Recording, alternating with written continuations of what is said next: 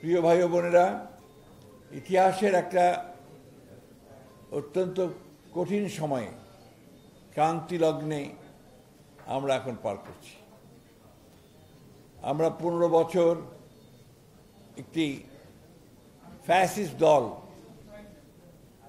যারা বাংলাদেশের গণতন্ত্রকে ধ্বংস করেছে, অর্থনীতিকে ধ্বংস করেছে এবং বাংলাদেশের আত্মাকে বিনষ্ট করে দিয়েছে, সেই দলটির বিরুদ্ধে লড়াই শেষে জয়লাভ করার পরে ছাত্র জনতার অভ্যুত্থানের মধ্য দিয়ে আমরা একটা সুযোগ পেয়েছি। সেই সুযোগ কি হচ্ছে যে বাংলাদেশকে সত্যিকার অর্থে গণতান্ত্রিক দেশ হিসাবে, গণতান্ত্রিক রাষ্ট্র হিসেবে প্রতিষ্ঠা করবার। আমরা সুযোগ পেয়েছি আমাদের আওয়ামী লীগের দ্বারা যে ধ্বংসপ্রাপ্ত প্রশাসন, রাষ্ট্র কাঠামো, অর্থনীতি, সেটাকে আবার নতুন করে গড়ে তুলবার, নতুন করে কাজ শুরু করবার এবং সে তার উপরে আশা রেখেই সেটাকে কেন্দ্র করেই আমরা প্রফেসর ডক্টর ইউনূস, যিনি একজন নোবেল লরেট, আন্তর্জাতিক খ্যাতিসম্পন্ন একজন অর্থনীতিবিদ, একজন শান্তির আন্দোলনকারী ব্যক্তি এবং গোটা বিশ্বে যিনি সমাদৃত, তাকে আমরা এই দায়িত্ব অর্পণ করেছিলাম যে তিনি তার উপদেষ্টা মণ্ডলীকে নির্বাচিত করে অতি দ্রুত একটি গণতান্ত্রিক ব্যবস্থায় ফিরে যাবেন, অর্থাৎ একটি নির্বাচনের ব্যবস্থা করে, সকলের কাছে গ্রহণযোগ্য নির্বাচনের ব্যবস্থা করে তিনি জনগণের ক্ষমতা জনগণের হাতে ফিরিয়ে দেবেন। স্বাস্থ্যকর অল টাইম ফ্যামিলি কেক, সব সময় অল টাইম হেলদি লাইফ। তিনি চেষ্টা করেছেন, কাজও করেছেন এবং সংস্কার কমিশনের মধ্য দিয়ে রাষ্ট্র কাঠামো পরিবর্তনের অনেকগুলো বিষয় হাতে নিয়েছেন।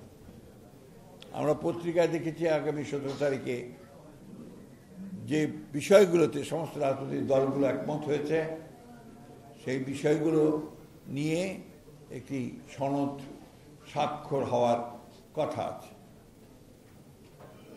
আপনারা জানেন যে বিএনপি সবসময়ই সংস্কারের পক্ষে।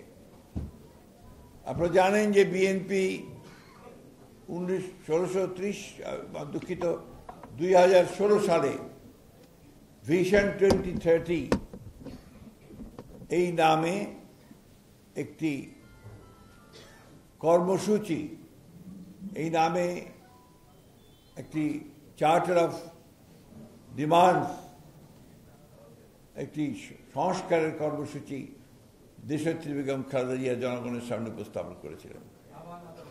আপনারা জানেন যে এর পরে ফ্যাসিস্ট বিরোধী আন্দোলন চলাকালীন সময়ে বিএনপি যেহেতু উপলব্ধি করেছিল যে চলমান যে তৎকালীন বিদ্যমান যে রাজনৈতিক ব্যবস্থা, সেই ব্যবস্থায় রাষ্ট্র পরিচালনা জনগণের কোনো উপকার হবে না, সেই কারণে বিএনপি অন্যান্য রাজনৈতিক দলগুলোর সঙ্গে আলোচনা করে সংস্কারের 31 দফা কর্মসূচি জনগণের সামনে তুলে ধরেছিল। আপনারা সেই সম্পর্কে সবাই জানেন।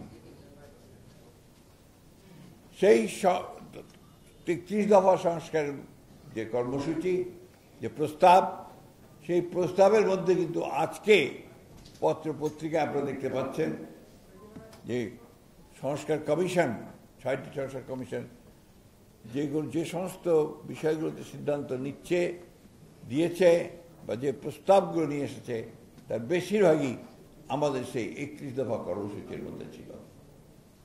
31 দফা কর্মসূচিতে আজকের যারা আয়োজক আছেন, সমমনা জোট, তারাও সমর্থন দিয়েছিলেন এবং সেই আন্দোলনে তারাও শরিক হয়েছিলেন।